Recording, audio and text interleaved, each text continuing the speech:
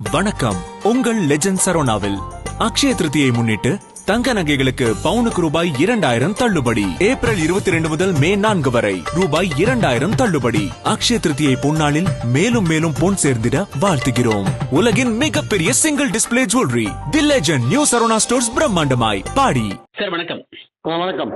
மத்திய அமைச்சரவை சாதிவாரி கணக்கெடுப்பு நடத்த ஒப்புதல் கொடுத்திருக்கு. அடுத்து மக்கள் தொகை கணக்கெடுப்போடு சேர்த்து சாதிவாரி கணக்கெடுப்பு நடத்தப்படும் அப்படின்னு சொல்லியிருக்காங்க. எப்படி பாக்குறீங்க? முதல்ல இந்த சாதிவாரி கணக்கெடுப்பு மத்திய அரசு நடத்துறத நான் வரவேற்கிறேன். முதல் கட்டமாக அதை வரவேற்கிறேன். ஆனால் இதுக்கு பின்னாடி சில குழப்பங்கள் இருக்கிறத நான் பார்க்குறேன். இது ராகுல் காந்தி அவர்கள் தொடர்ந்து சொல்லிட்டு வர ஒரு விஷயம் ஜாதிவாரி கணக்கெடுப்பு. இந்தியா கூட்டணி ஆட்சிக்கு வந்தால் ஜாதிவாரி கணக்கெடுப்பு நடத்துவோம்னு சொல்லியிருக்காரு. அதே சமயம் பார்த்தீங்கன்னா பல்வேறு மாநில தேர்தல் பிரச்சாரத்திலையும் ஜாதிவாரி கணக்கெடுப்பு பற்றி ராகுல் காந்தி தொடர்ந்து பேசிட்டு வந்தார். ஆனால் அப்போ ராகுல் காந்தி பேசும்போதெல்லாம் பாஜக தரப்பிலிருந்தும் பிரதமர் போன்றவர்கள்லாம் ஜாதி ரீதியாக மக்களை பிரிக்கிறார்கள்னு ஒரு கோஷத்தை வச்சாங்க. அவங்க ஜாதிவாரி கணக்கெடுப்புக்கு என்றைக்குமே ஆதரவு இதுவரையும் தெரிவிச்சது கிடையாது. ஆனால் இப்போ திடீர்னு மக்கள் தொகை கணக்கெடுப்போட ஜாதிவாரி கணக்கெடுப்பு செய்யப்படும் சொல்றாங்க. மக்கள் தொகை கணக்கெடுப்பு எப்போ 21 நடக்க வேண்டிய மக்கள் தொகை கணக்கெடுப்பு நடக்கல. அது கோவிட்னால நடக்கல.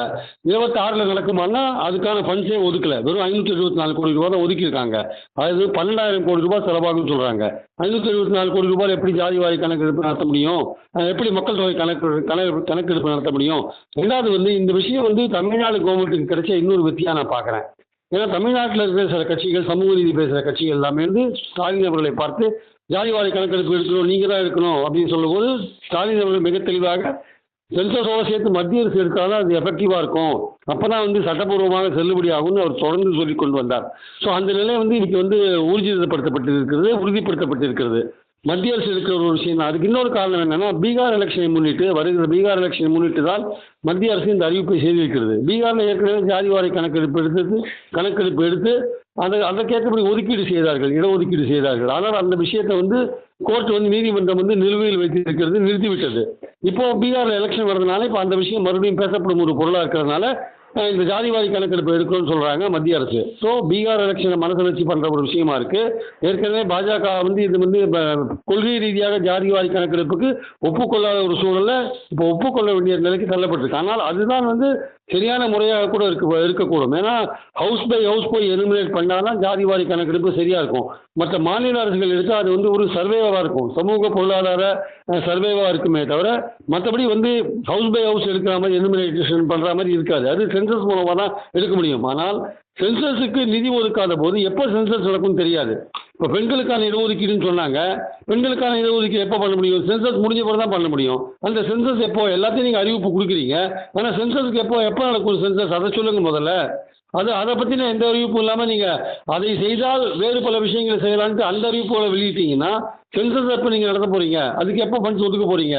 அப்போ இது பீகார் எலெக்ஷனை முன்னிட்டு செய்யக்கூடிய ஒரு விஷயமா தான் பார்க்குறேன். சாதிவாரி கணக்கெடுப்பு அறிவிப்பு என்பது பீகார் எலெக்ஷனுக்காக பாஜக செய்கின்ற ஒரு ஜெயிப்பதற்காக செய்கின்ற இன்னொரு உத்தியாகத்தான் நான் பார்க்கிறேன். சாதிவாரி கணக்கெடுப்பு நடந்தால் ஏற்கனவே இருக்க பெரும்பான்மை சமூகத்துக்கு இடஒதுக்கீடு குறையும் அப்படின்ற பிரச்சாரங்கள் பாஜக தரப்புல முன்னெடுக்கப்பட்டது. ஏற்கனவே பண்ணாங்க. அவங்க அதுக்கு ஆதரவாக இல்லை. மற்ற சமூகத்தில் இடஒதுக்கீடு பங்களிப்பு குறையும் தான் அவங்க பிரச்சாரம் பண்ணாங்க. பிரதமர் என்ன பேசினாருன்னா, இந்துக்களின் தாலியை பிடுங்கி முஸ்லீம்களுக்கு கொடுத்துருவாங்க, தங்கத்தை பிடுங்கி முஸ்லீம்களுக்கு கொடுத்துருவாங்கலாம் பேசினாரு. ஸோ அப்படிலாம் இருக்கிறப்போ இப்போ திடீர்னு ஒப்புக்கொள்ள வேண்டிய காரணம் என்ன, நடத்த வேண்டிய காரணம் என்ன? ஸோ தெரிஞ்ச விஷயம் அது. அதாவது பீகார் எலெக்ஷன்ஸ் தான், வேற ஒன்றுமே கிடையாது. பீகார் எலெக்ஷனுக்காக தான் இந்த விஷயங்கள் அவங்க பண்ணியிருக்காங்கன்றது தெளிவாக தெரியுது. ஆக்சுவலாக அதுவும் மக்கள் தொகைக்கான அந்த ஷெட்யூல்லாம் கொடுக்காம திடீர்னு ஜாதிவாரி கணக்கெடுப்புனா எப்போ மக்கள் தொகைக்கு நீங்கள் இந்த ஃபண்ட்ஸும் ஒதுக்கலை. 12,000 கோடி ரூபாய் தேவை, 574 கோடி ரூபாய் தான் இந்த பட்ஜெட்டில் ஒதுக்கியிருக்கீங்க. அப்போ இது என்ன ஏமாற்று வேலை? உங்கள் கொள்கை அறிவிப்போ வரவேற்கிறோம், ஆனால் இதுக்கு பின்னாடி இவ்வளவு அரசியல் இருக்கு இதில். அதனால இது மக்களை ஏமாற்றுகிற ஒரு விஷயமா நான் பார்க்குறேன். சாதிவாரி கணக்கெடுப்பு நடந்து முடிஞ்சதுக்கு அப்புறம் இடஒதுக்கீடு அதுக்கு ஏற்றாற் போல் மாற்றி அமைக்கப்படும் எதிர்பார்க்கலாமா சார்? கண்டிப்பாக அதுக்காக தான் ஜாதிவாரி கணக்கெடுப்பே எடுக்குது. அந்த ஜாதிவாரி கணக்கெடுப்பின் நோக்கமே யார் யார் எவ்வளோ இருக்காங்க, ஓபிசி எவ்வளோ இருக்காங்க, எஸ்சி எவ்வளோ இருக்காங்க, எஸ்சி எவ்வளோ இருக்காங்க, அது பார்த்து அதுக்கேற்றபடி மக்கள் தொகைக்கு ஏற்ப இடஒதுக்கீடு கொடுக்கணும். அதுதான் நியாயமான ஒதுக்கீடாக இருக்க முடியும். ஆனால் இவர்கள் அதுக்கப்புறம் அந்த இடஒதுக்கீடு விஷயத்துக்கு போவாங்களான்னு தெரியாது. இவங்க அது இதை எடுத்து முடிகிறதுக்கே 28-29 ஒருவேளை 29 தேர்தலில் இது சம்பந்தமாக ஏதாவது ஓட்டு வாங்குறதுக்காக விஷயங்களை பண்ணுவாங்களே தெரியாது. ஏன்னா எதுக்காக நான் குழப்பம்னு சொல்கிறேன்னா, முதல்ல இவங்க இதுக்கான இந்த ஜாதிவாரி கணக்கெடுப்புக்கு ஆதரவாகவே பாஜக இல்லை. இப்போ திடீர்னு வந்து பண்ணுறாங்க, ஆனால் அதுக்கு பண்ணுறதுக்கான ஏற்பாடுகள் எதுவும் கிடையாது. எப்போ சென்சஸ்னால் அதுக்கு பதில் கிடையாது. அதெல்லாம் இருக்கும்போது, இப்படிலாம் இருக்கும்போது இந்த அறிவிப்பு இப்போ திடீர்னு ஏன் வந்ததுன்னா, பீகார் எலெக்ஷன் முன்னிட்டு தான் வருது. பீகார் மாநிலத்தில் அவங்க தனியாகவே பண்ணினாங்க, இடஒதுக்கீடு கொடுத்தாங்க, கோர்ட் வந்து அதை நிறுத்தி வச்சிருக்கு. ஸோ இப்போ மறுபடியும் நீங்கள் எலக்ட்ரேட்டை போகும்போது நிதிஷ்குமாரை கேள்வி கேட்பாங்க ஓபிசி. அதனால அந்த எலெக்ஷனில் ஓட்டு வாங்குறதுக்காக இப்போ வந்து இந்த விஷயங்களை வந்து மத்திய அரசு பண்ணுதுன்னு தான் என்னுடைய கருத்து. நன்றி சார், நன்றி sir. Thank you so much. Thank you. Subscribe to One India and never miss an update.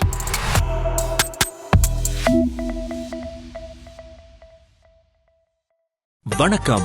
உங்கள் லெஜண்ட் சரோனாவில் அக்ஷய திருதியை முன்னிட்டு தங்க நகைகளுக்கு பவுனுக்கு ரூபாய் 2000 தள்ளுபடி. ஏப்ரல் 22 முதல் மே 4 வரை ரூபாய் 2000 தள்ளுபடி. அக்ஷய திருதியை பொன்னாளில் மேலும் மேலும் பொன் சேர்ந்திட வாழ்த்துகிறோம். உலகின் மிகப்பெரிய single display jewellery the legend new Saravana stores பிரம்மாண்டமாய் பாடி.